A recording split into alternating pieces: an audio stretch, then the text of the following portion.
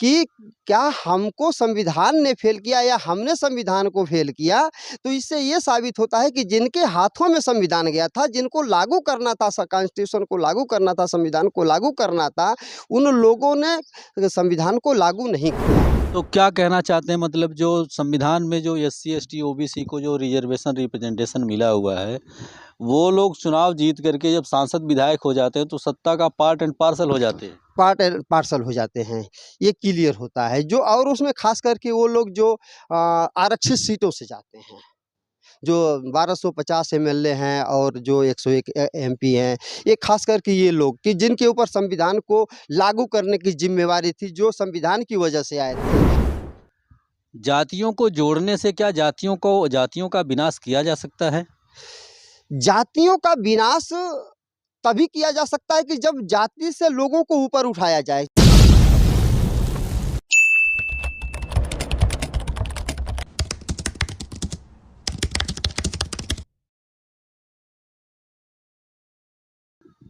नमस्कार, जोहार, जय मूलवासी। मैं हूं विनोद कुमार देव। आप देख रहे हैं voice Republica, the voice of real representation. साथियों, इस समय हम अजमतगढ़ ब्लॉक पड़ता है, ये आजमगढ़ का एरिया है और ये जगह जहां पर हम खड़े हैं ये सुरैना ग्राम सभा का मोजार गांव है, राजस्व ग्राम सभा है। और यहाँ पर हमारे साथ हैं भारत मुक्ति मोर्चा के जिलाध्यक्ष माननीय वीरेंद्र जी। और कहा जाता है जिस देश का शासक झोपड़ी में रहता है उस देश की जनता महलों में रहती है, और जिस देश का शासक महलों में रहता है निश्चित रूप से उस देश की जनता झोपड़पट्टी में ही निवास करने को मजबूर होती है। तो चूंकि आप लोग समाज को दिशा निर्देश देने वाले लोग हैं, भारत मुक्ति मोर्चा के जिलाध्यक्ष हैं, तो आइए कुछ जानकारी लेते हैं। चूँकि अभी संविधान दिवस मनाया गया, तो सबसे पहले सर स्वागत है आपका हमारे चैनल पे। धन्यवाद सर, आपका बहुत बहुत धन्यवाद और आपके चैनल का भी धन्यवाद। अभी सर 26 नवंबर गुजरा है जी और आप लोग जगह जगह संविधान दिवस मनाते हुए नज़र आ रहे थे। जी, क्या मकसद था संविधान दिवस मनाने के पीछे का? ये तो 1950 के बाद शुरू हो जाना चाहिए था संविधान दिवस मनाना। चूँकि जो संविधान है वो यहाँ के जो मूल लोग हैं या जो हाशिए पे पहुँचाए गए लोग हैं, जो SC ST OBC माइनॉरिटीज़ के जो लोग हैं, उन लोगों के लिए संविधान का निर्माण हुआ है। और आज तक जो संविधान की मूल जो धारणा है, जो समता, स्वतंत्रता, न्याय, बंधुता की, वो आज तक पूरा नहीं हुई। तो क्या कारण रहा कि 70 साल 75 साल, अभी 2025 में हम लोग 76वें गणतंत्र में प्रवेश कर जाएंगे, तो कारण क्या रहा कि अभी तक भारत में समता, स्वतंत्रता, बंधुता और न्याय स्थापित नहीं हो पाया? इसका मूल कारण रहा कि जब 26 नवंबर 1949 को जब बाबा साहब अम्बेडकर जब संविधान को डॉक्टर राजेंद्र प्रसाद जो संविधान सभा के अध्यक्ष थे, उनको जब कॉन्स्टिट्यूशन सौंप रहे थे, तो उन्होंने कहा कि ये संविधान कितना भी अच्छा क्यों ना हो, लेकिन इसको व्यवहार में लाने वाले लोग अगर अच्छे नहीं होंगे तो संविधान बुरा साबित होगा। तो और फिर KR नारायण साहब के समय में जब 50वीं स्वतंत्रता दिवस की 50वीं वर्षगांठ मनाई जा रही थी 26 जनवरी की, तो उस पे KR नारायण साहब ने 2000 में भी स्पीच दिया था। उन्होंने और ये पंडित अटल बिहारी वाजपेयी जी ने संविधान आयोग, समीक्षा आयोग का निर्माण किया था। तो उस आयोग निर्माण होने की वजह से डॉक्टर KR नारायण साहब कहते हैं कि क्या हमको संविधान ने फेल किया या हमने संविधान को फेल किया। तो इससे ये साबित होता है कि जिनके हाथों में संविधान गया था, जिनको लागू करना था, कॉन्स्टिट्यूशन को लागू करना था, संविधान को लागू करना था, उन लोगों ने संविधान को लागू नहीं किया और अब तक नहीं किया। और बाबा साहब अम्बेडकर इस बात को कहते कि अगर संविधान लागू नहीं हुआ तो ये संविधान जिनके लिए बनाया गया है वो लोग इस संविधान को जला देंगे या फाड़ देंगे। ये परिस्थितियां हैं। सर, एक सवाल पैदा हो रहा है कि आपका इशारा है कि आज तक जितने भी सत्ताधारी पार्टियां रही हैं और उनके जो CM रहे हैं, PM रहे हैं, ये लोग संविधान को पूरी तरीके से लागू नहीं किए, क्या यही मतलब है? हाँ, ये रहा है जो केंद्र में जो सरकारें हैं, वो सरकारें जो 3.5% जो ये अ, अपर कास्ट में जो ब्राह्मण समाज के लोग हैं, उनके हाथ में सत्ता वो सरकारें रही हैं, अब तक रही हैं। क्योंकि पूना पैक्ट से जो 131 एमपी, एमएलए निर्माण हुए, जिनको बाबा साहब अम्बेडकर ने टूल इस टूस शब्द का प्रयोग दिया और कालांतर में कांशीराम साहब अपने आंदोलन में उनको कहा कि ये जो लोग हैं, ये चमचे लोग हैं और मूल निवासी वावन मेश्राम साहब उनको आज के डेट में उसी को बदल के दलाल और भड़वे कहते हैं। इन लोगों की वजह से, क्योंकि कांग्रेस अपोजिशन में कांग्रेस होती है और रूल में अगर बीजेपी होती है, तो जो ये लोग जो शेड्यूल कास्ट के जो जो एमपीज़ हैं, ये लोग क्या करते हैं, वो उनके साथ समर्थन करके और जो आर्टिकल है उसको पास नहीं होने देते और तरह-तरह के हम लोगों के खिलाफ कानून बनाते हैं। तो क्या कहना चाहते हैं, मतलब जो संविधान में जो एससी, एसटी, ओबीसी को जो रिजर्वेशन रिप्रेजेंटेशन मिला हुआ है, वो लोग चुनाव जीत करके जब सांसद विधायक हो जाते हैं तो सत्ता का पार्ट एंड पार्सल हो जाते हैं। पार्ट एंड पार्सल हो जाते हैं, ये क्लियर होता है। जो और उसमें ख़ास करके वो लोग जो आरक्षित सीटों से जाते हैं, जो 1250 एमएलए हैं और जो 101 एमपी हैं, ये ख़ास करके ये लोग कि जिनके ऊपर संविधान को लागू करने की ज़िम्मेवारी थी, जो संविधान की वजह से आए थे। और इसको बाबा साहब अम्बेडकर ने एक बात कहा था कि जो पॉलिटिकल रिजर्वेशन इसको ख़त्म कर देना चाहिए था। ये वही बाबा साहब ने खुद आर्टिकल बना के इसको लिखा हुआ है। तो एक तरीके से देखा जाए तो सारी की सारी जिम्मेदारी सब सत्ताधारी दल और सांसदों और विधायकों की ही नहीं है। बहुत सारे सामाजिक संगठन भी समाज में रन कर रहे हैं। तो बाबा साहब ने कहा कि बाबा साहब ने एनिहिलेशन ऑफ कास्ट में बोलते हैं कि जब तक सामाजिक परिवर्तन नहीं होगा, सत्ता परिवर्तन बेमानी होगा। जी। तो समाज में जो संगठन काम कर रहे हैं, समाज में जो बदलाव लाने की कोशिश कर रहे हैं, ऐसे बहुत सारे हज़ारों लाखों की संख्या में संगठन है। तो जो जातियों का विनाश है, जातियों को ख़त्म करके जो समानता स्थापित करनी है, न्याय स्थापित करना है, बंधुता स्थापित करनी है, तो उसको ख़त्म करने में इन संगठनों का क्या योगदान रहा है?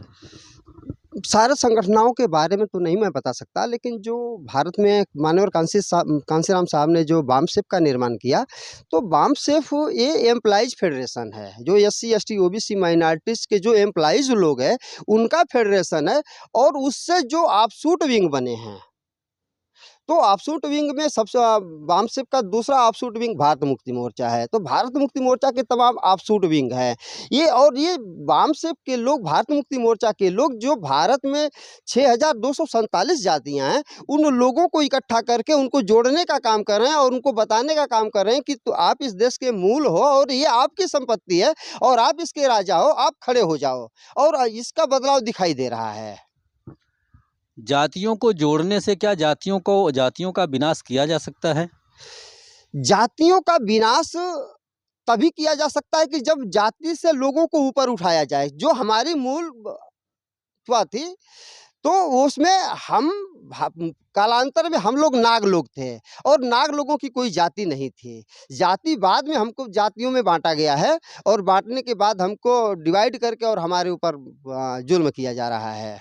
उसी एनिहिलेशन ऑफ कास्ट में बाबा साहब लिखते हैं कि जातियों को समाप्त करने का सबसे बड़ा सबसे बड़ा जो कारण है, जातियों को समाप्त करने का सबसे बड़ा जो कारण है, वो इंटरकास्ट मैरिज है, अंतरजातीय विवाह है। क्या इस पर बोलेंगे? ये तो संविधान में निहित है। वो आप अगर बालिग हो गए तो आप इंटरकास्ट मैरिज कर सकते हैं, इस पे कोई पाबंदी नहीं है। नहीं, जातियों के बंधे बधाए रूल हैं। जातियाँ अपनी जाति के बाहर शादी करना ही नहीं चाहती हैं।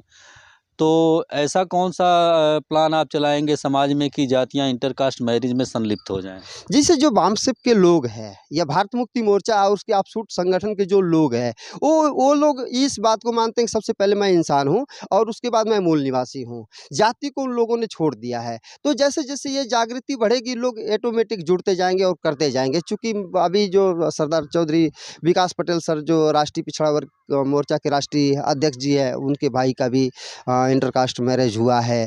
तो राम सुरेश वर्मा जी के भी ऐसे हुआ है, तमाम ऐसे दिखाई दे रहे हैं। हम लोग भी, हमारी भी बच्चियाँ यूनिवर्सिटियों में पढ़ती हैं, अगर कहीं कोई ऐसा अगर रिश्ता आएगा तो हम भी सोचेंगे उसके बारे में। इंटरकास्ट मैरिज के बारे में? हाँ, कर सकते हैं, कोई दिक्कत नहीं है। ओके सर, एक बात सर, अभी देश के पूरे हालात पर नज़र डाली जाए तो लोकसभा चुनाव के मद्देनज़र देश में काफ़ी हिंदू मुस्लिम का बवाल दिखाई दे रहा है। क्या बोलेंगे इस पे?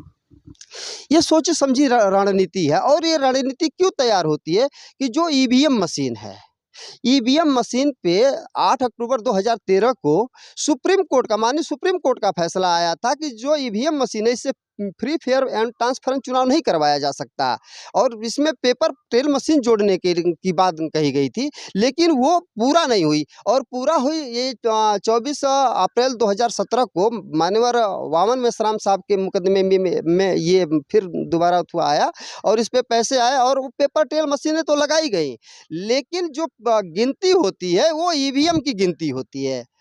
जो ईवीएम में वोट होते हैं उनकी काउंटिंग होती है, जो पेपर ट्रेल मशीन में जो कागज होता है उसकी काउंटिंग नहीं होती है। जब काउंटिंग नहीं होती है तो जो ईवीएम का जो वोट है वो ट्रांसफरेबल है, वो अंकों में वो ट्रांसफरेबल है। मोबाइल से जिस तरह ट्रांसफर किया जाता है उस तरह ईवीएम से ट्रांसफर किया जाता है, और वो लोग करके चुनाव जीतते हैं, धांधली करते हैं। आज के डेट में ईवीएम मशीन आज की नई मनुस्मृति है बहुजन समाज, मूल निवासी समाज लोगों के लिए। तो ये जो ईवीएम से चुनाव जीतना और ईवीएम, अभी महाराष्ट्र में जो चुनाव हुए हैं उसमें बड़े पैमाने पर ईवीएम में धांधली निकल के सामने आई है। काफ़ी मीडिया में भी बातें चल रही हैं और सोशल मीडिया में भी बहुत सारी बातें आई। 4% 7% वोट जो उसमें ईवीएम में 5 बजे 6 बजे के बाद ज़्यादा बढ़ गए हैं। ये ये पूरे पूरे देश में यही किया जा रहा है, और ये संगठित तरीके से किया जा रहा है। और जो सुप्रीम कोर्ट के जो जजेस हैं वो वास्तव में न्यायपालिका से ऊपर, न्याय से ऊपर उठ के फैसले दे रहे हैं। और ये फैसले आज एससी एसटी ओबीसी को एकदम गुलाम बनाने की साजिश चल रही है। इससे ये पूरा दिखाई दे रहा है कि एससी एसटी ओबीसी और माइनॉरिटी के लोगों को गुलाम बनाने की साजिश रची जा रही है, और कोई भी जजमेंट जो है सही तरीके से नहीं किया जा रहा है। तो अगर देश का आकलन किया जाए तो एक तरफ जो है वो ईवीएम से धांधली हो रही है, फ्री फेयर ट्रांसपेरेंट चुनाव नहीं कराना चाहती सरकारें, और जो है दूसरी तरफ वो हिंदू मुस्लिम का तमाम मस्जिद के नीचे मंदिर ढूंढना और इस तरीके से तमाम पूरे देश को मतलब हिंदू मुस्लिम के उसमें झोंक देना है, पोलराइजेशन में झोंक देना है। क्या इसको किस नज़रिए से देखते हैं आप? सबसे बड़ी चीज़ ये है कि जो हमारे जो एससी एसटी ओबीसी के लोग हैं, चूँकि जो ब्राह्मण लोग हैं, ब्राह्मण लोगों ने कहा कि हम हिंदू नहीं है, हिंदू मुसलमानों की दी हुई गाली है।